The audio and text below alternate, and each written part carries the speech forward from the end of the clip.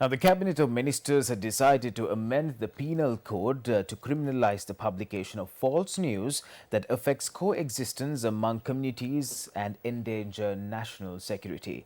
The decision was the subject of discussion at a number of events held.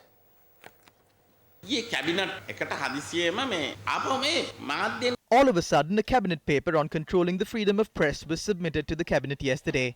We have not been able to look into this properly yet. But even during the formulation of the 19th constitutional amendment, Ranil Wickremesinghe tried to slip in certain provisions to curb the freedom of media. The president, together with all of us, did not allow that to happen.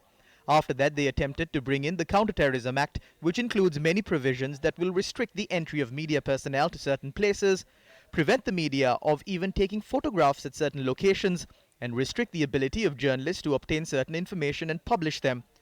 Although President Maithripala Sirisena dreamed of a free country free of terror, a country free of fraud and corruption, and a country with the freedom of press, Prime Minister Ranil Wickremesinghe wanted to corner the trade unions, restrict the media, and do what he wants. He wanted our country to continue to function as a colony of America and Europe.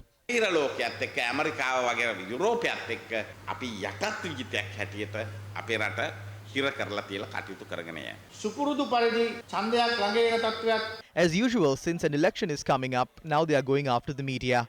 When he was the leader of the opposition, he threatened journalists. And now, when he is the Prime Minister, he is threatening journalists. Not once, twice or thrice, but many times he has threatened journalists. Now what is he trying to do again? He's trying to stop the media from reporting the truth to the general public. We sternly request the President, who is the only member in Cabinet who is against the UNP, to prevent this Cabinet paper from getting through.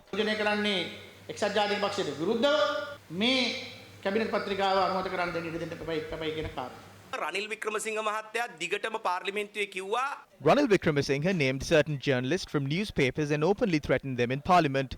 So we very clearly state to the government, if you are trying to deprive the country of democracy, if attempts are being made to undemocratically quell the public outcry against the government, and if you are trying to rid the country of true journalism and suppress the media, you cannot stop the people from rallying against it.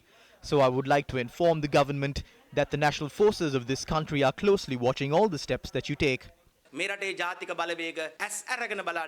Meanwhile, Minister Patli Champika Ranawaka stressed on the need to impose strict rules and regulations to regulate the media at an event held in Kandy today. Some media institutions in this country cannot write on the good things that happen. The pen does not move, the camera does not see, and the microphone does not turn towards these. They always want to report on what is bad. If we are to move forward as a country, we need to impose strict laws to govern discipline on these issues. Certain rules and regulations governing media were changed in the hope that the media will act responsibly. But we can see that certain media personnel do not act with such responsibility. Certain owners of media institutions do not have this responsibility. So we will have to act against these for the benefit of the general public. So I request everyone to act responsibly.